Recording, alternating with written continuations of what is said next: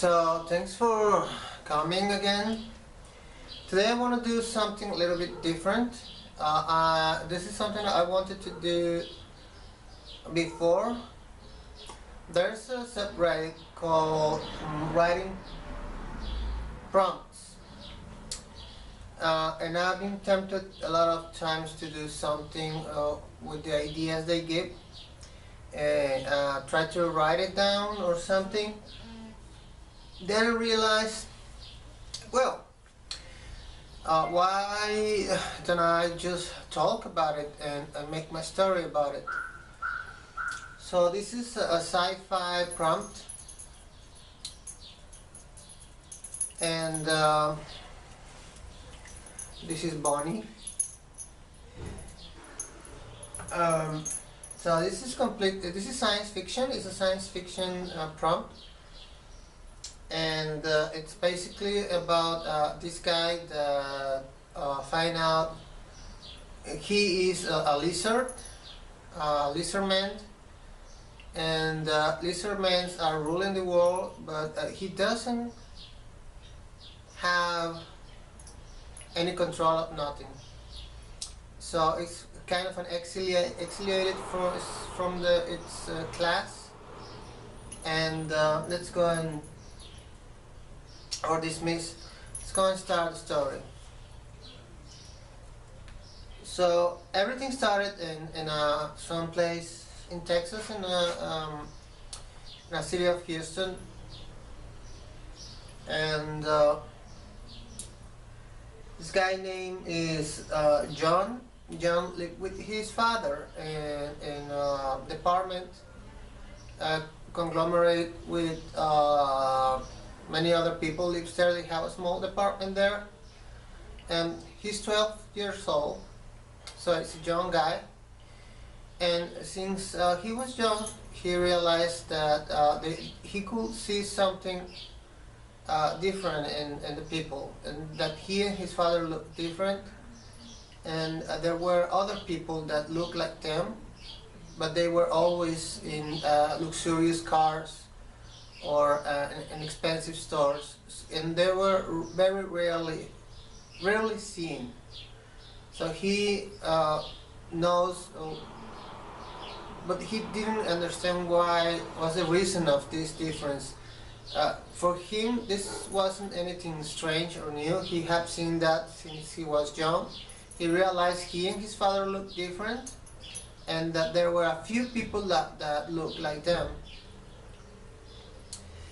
So they were, one day they went to a store and they were buying groceries as always do, and John realized that there was a guy outside in a expensive car. He was coming in, and he realized after a while, watching him talk to the guy that was in charge of the store, that this other guy that came from the car looked like them, and like a lizard, and he was the owner of the store. He realized that because of the conversation, and he tried to approach him but his father grabbed him and say, just move his head, and they just keep doing what they were doing and trying to avoid this other guy.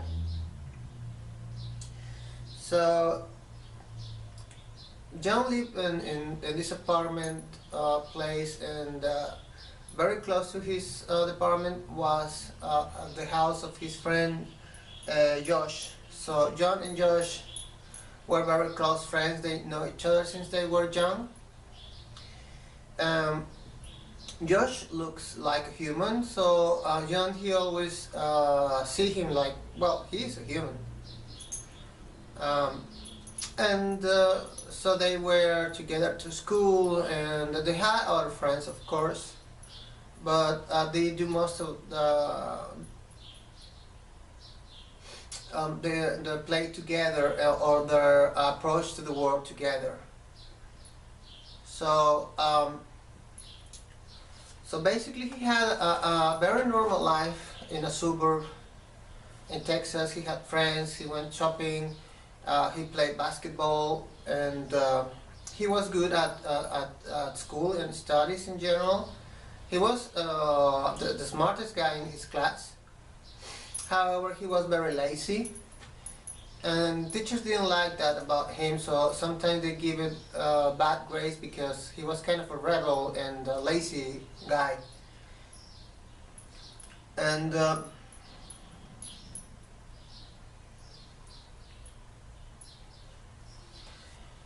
so one day when he was 14 years old, 2 years later of this, no, his all normal life when he was young, having a childhood, normal childhood and everything, he was starting dating, and one day his father said, you know, you need to know something. And then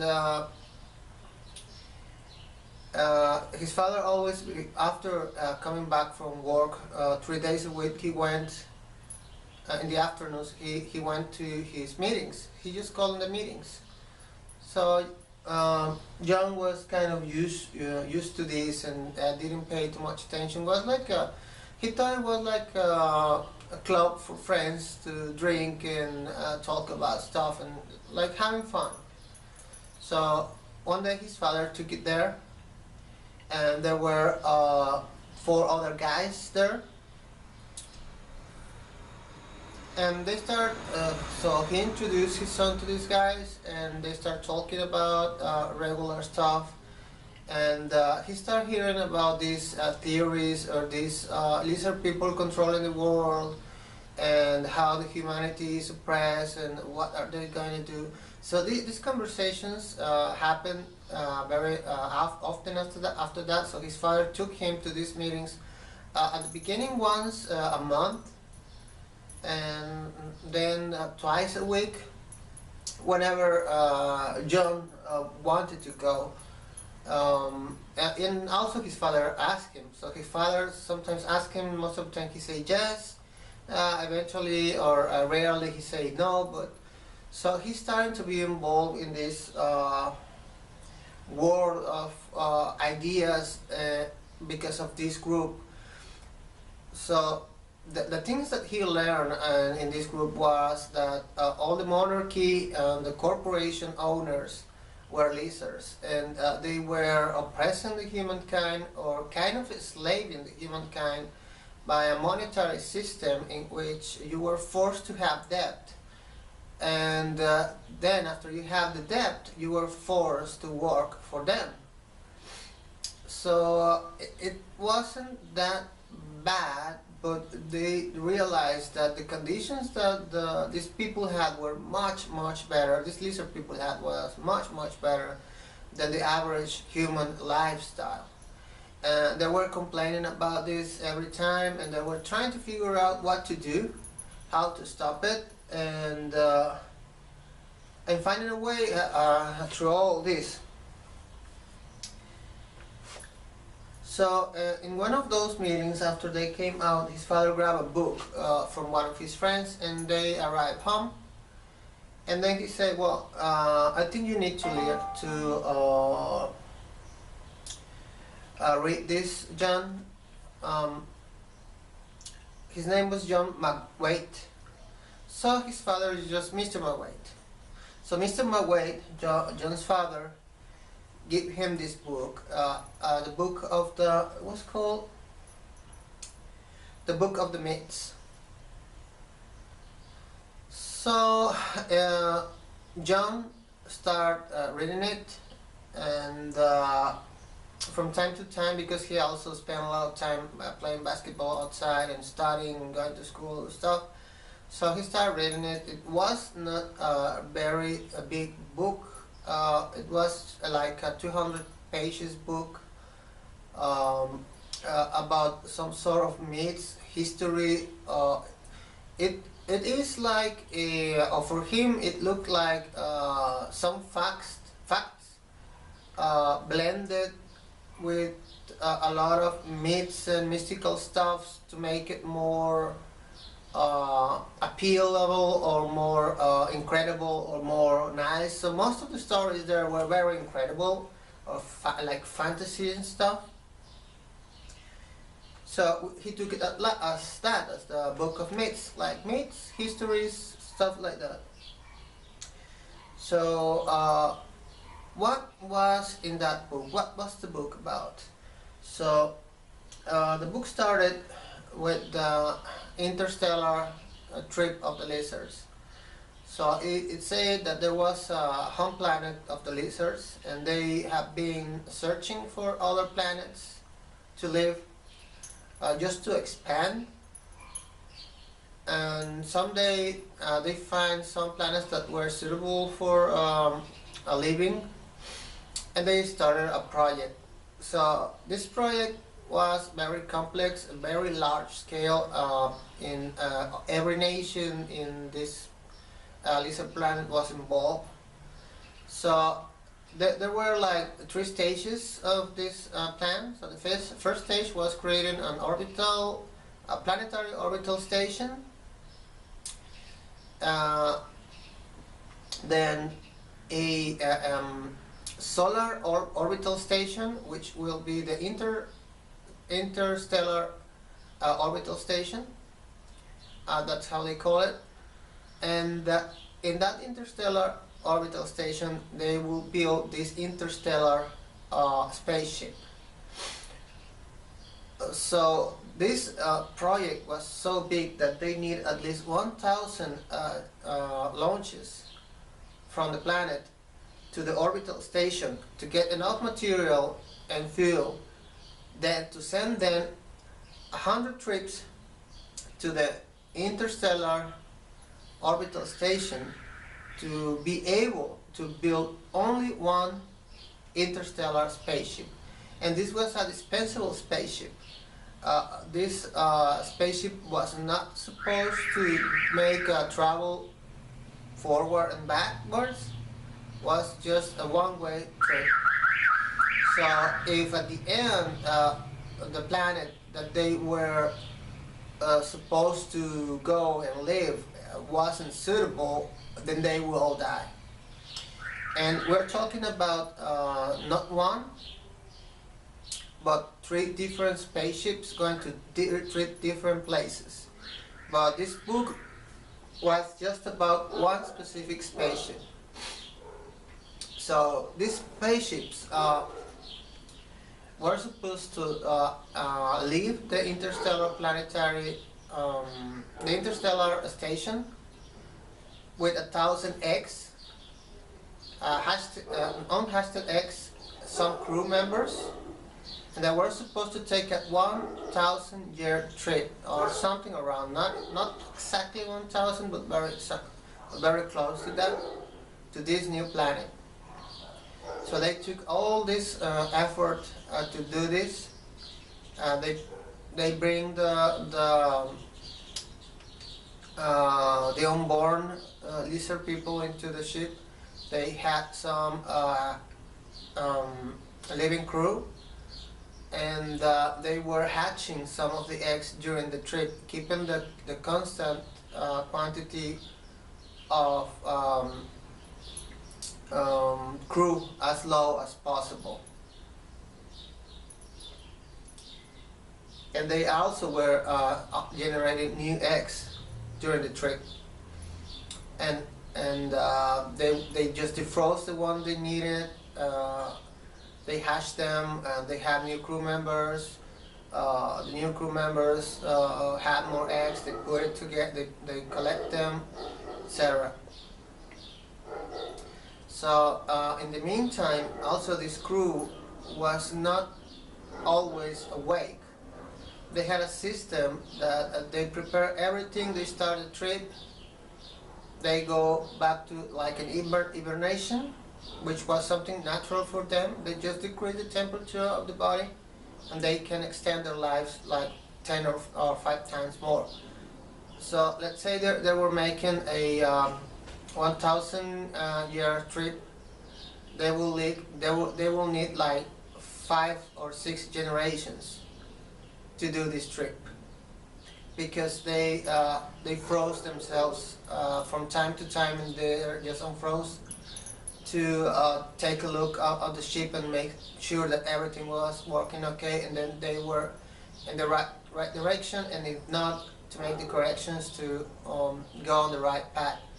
So this ship was constantly accelerating, so the motors were constantly on and working. There was a very sophisticated computer controlling all the systems. Well, it's a network of computer actually. It's not one single computer, but a network, which was controlling. Some of the computers were controlling the travel. Some of the computers were controlling the freezing. Some of the controllers were some of the computers were controlling the lizard people getting into hibernation station status, etc. So at the end, a lot of things happened during this trip. Of course, it was not easy, but at the end they arrived to the orbit of this new planet, and they have this evacuation capsules, but there were more like landing capsules, just made for the purpose to land on this new planet. After they arrived, they check on the planet, they find out it was suitable, so they were very lucky. Of course, they were trying to reduce the chances of an error, but at the end, they made it. They put all the eggs that they had left on these landing ships. They put the crew also on the landing ships. On these ships, these small capsules, there was not much of technology. They just bring tools.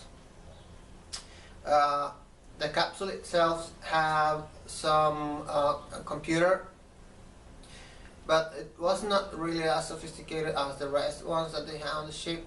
And because this ship was huge, it was incredibly large. We're talking about a spaceship that had enough fuel to be accelerating for 500 years and then decelerate for the rest 500 years. So this thing was huge, more than 10 kilometers long, and more than 10 kilometers wide. So this is a huge thing, and almost spherical. So they drop these capsules to Earth with eggs, all the material they could put on it, tools, weapons, and stuff. So they were landing one after the other, kind of in a correct pattern, almost between 1 kilometer or a half of a mile away from each other. There were 20 capsules, some only with eggs, some with crew, some with food, some with material, some with tools, some with weapons. So at the end, they landed. The computers on these capsules were completely dependent on the main computer from the spaceship, or one of the computers from the spaceship that was in charge of them. So they were pretty much like a cell phone, which depends a lot on the network. And after they landed, they gave instructions to the spaceship to crash or land crash in the air. So they were supposed to take some of the material from the spaceship, but this type of spaceships is just too big to land, and so it had to be a crash landing. So they pick up a place near the shore in the ocean. So it will crash into the ocean, the spaceship will be completely destroyed, but then they will be able to recover some of the components that they will need to build stuff back on Earth. So at the end, the spaceship crashed. they couldn't find much of it. They just find little pieces. So they, up to this day, according to the Book of Myths, up to this day, they're still